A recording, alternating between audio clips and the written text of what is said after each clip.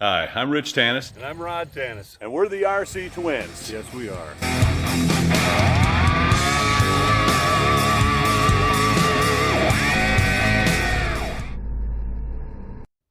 If you like this video, please remember to subscribe, hit the bell, and leave a comment. It really helps us a lot. I'm standing here in what we call our airplane factory. This is where my brother and I put our heads together and engineering magic happens. So when someone tells us we can do something, yeah, but if someone tells us we can't do that, well, that's what we got to do next. So in order to do that, you need a few things. So we'll show them to you and we'll see what you think.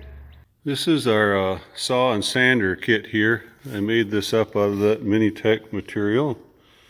You can see down on the bottom here,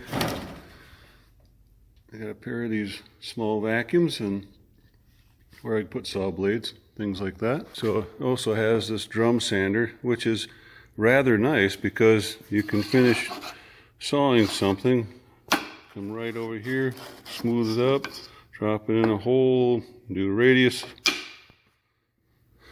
It's just been wonderful. So to turn on the vacuum and everything, I just rigged it into the same switch, put a heavy duty 30 amp light switch on it, and it starts to vacuum in the saw or the sander at the same time. Put a long cord on it, I can wheel it around wherever I like. It's a 16-foot workbench here. It's all carpeted. Here's our tool tray. You can see that video. Here's the polycarbonate multi-ply sheeting. We got it at a local Menards.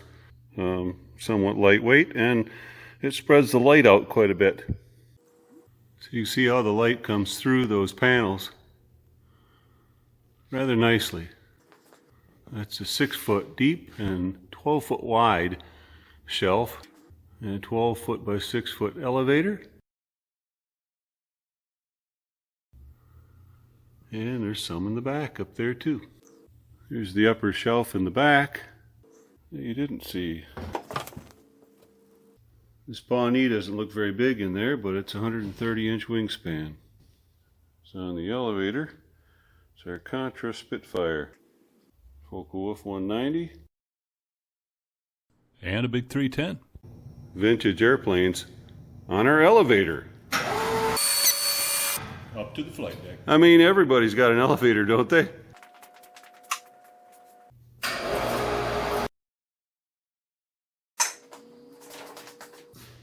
Easy access. That's our rodeo clown rascal, 168. Because we can. I put 15,000 lumens underneath of this shelf of LED lights. Says that's a really good work spot. And with the safety chains, I feel every bit safe. So this shelf is 8 foot wide and 12 foot long and carries quite an abundance of aircraft. It's a 10-foot wingspan on at least 2 of those.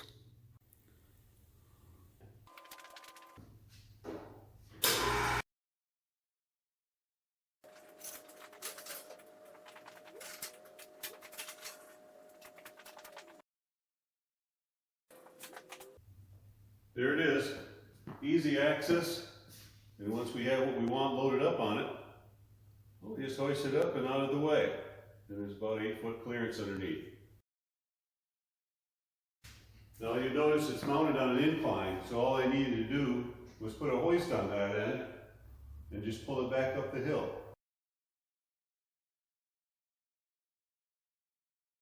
So there you have it, the hoist shelf, up and out of the way. By Rctwins. Here is our radio shelf that I built out of some Mini-Tech aluminum material. The chargers all hooked up so that we can just hook up the cords and they can be all charged up when we're wanting to use it. If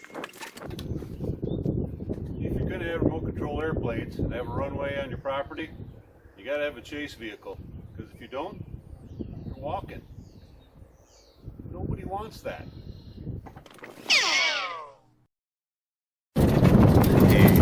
got here? We got a runway. Complete with taxiway,